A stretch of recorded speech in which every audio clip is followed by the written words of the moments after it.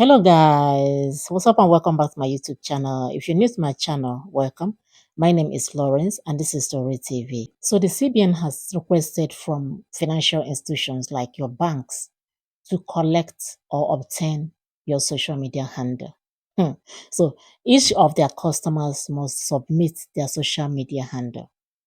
Yes, your Facebook, your Twitter, your YouTube, your TikTok, all your social media handle, you must submit it to your financial institution.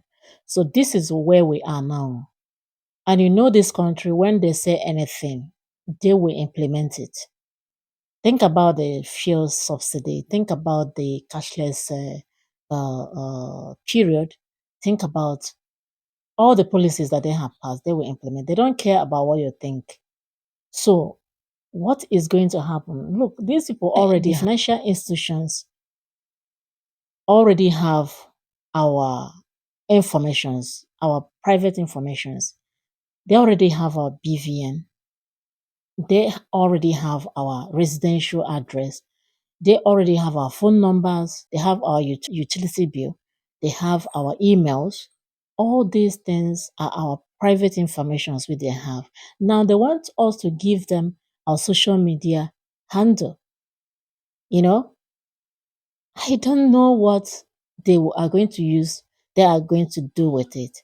And some people are saying that they want to track our activities online to know what you are saying, so that if you say anything that is not, that is against the government, that your account will be blocked.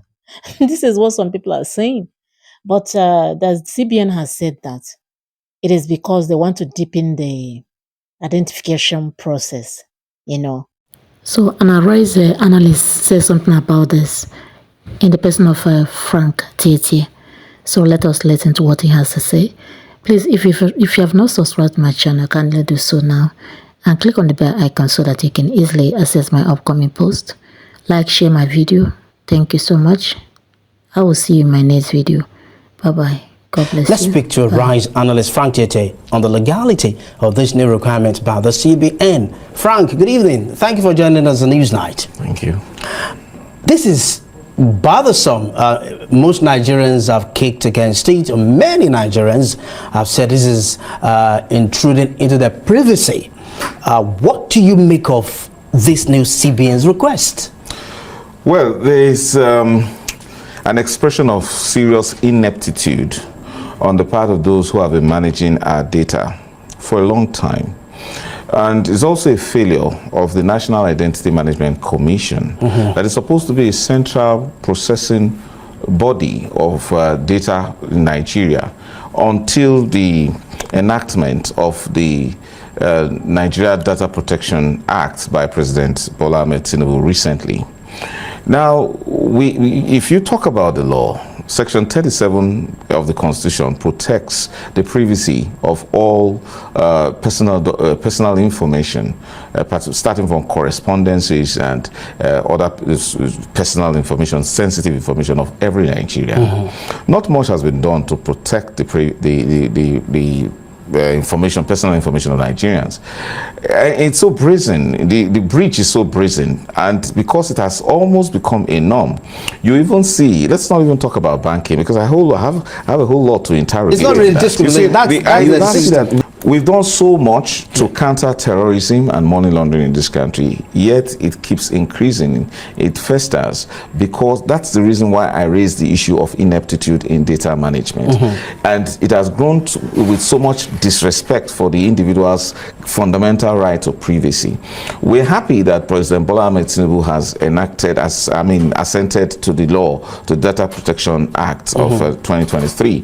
Nevertheless, look, in 2020, when Netflix aired Social Dilemma, a film that was actually a documentary that exposed how Silicon Valley and the social media companies, Facebook, Google, and the rest of them actually have used data collected from users as a way of manipulating their own decisions. In fact, it changes the fact that marketing is no longer, the objective of marketing is no longer about product or things. It's not about people. So social media is now a means of collecting information to sell people's attention to marketers. I mean, to what do you call it? To producers. So when you see Nigeria, the Central Bank of Nigeria asking, because it was a major revelation that people are now the things being sold on social media by the way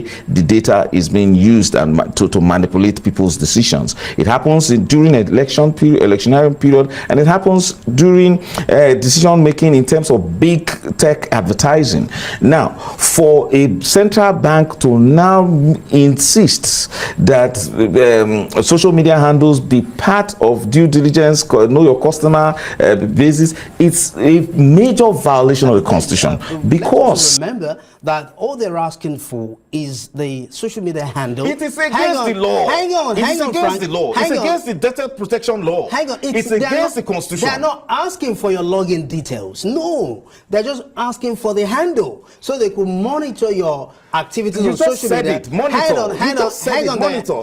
Frank. It's a huge violation. Hang on, Frank. Where is privacy? Now, well, some have said the CBN is coming up with this so they could clamp down on those who do business online, so they can effectively monitor the tax regime. So making more tax. Anyway, look, let me tell you this. Yeah. Look, I hate ineptitude and I hate, mediocrity. When there's a Cyber Crimes Act already in existence that has the EFCC as the principal agency of government that implements it. When you talk, does the bank not have work to do?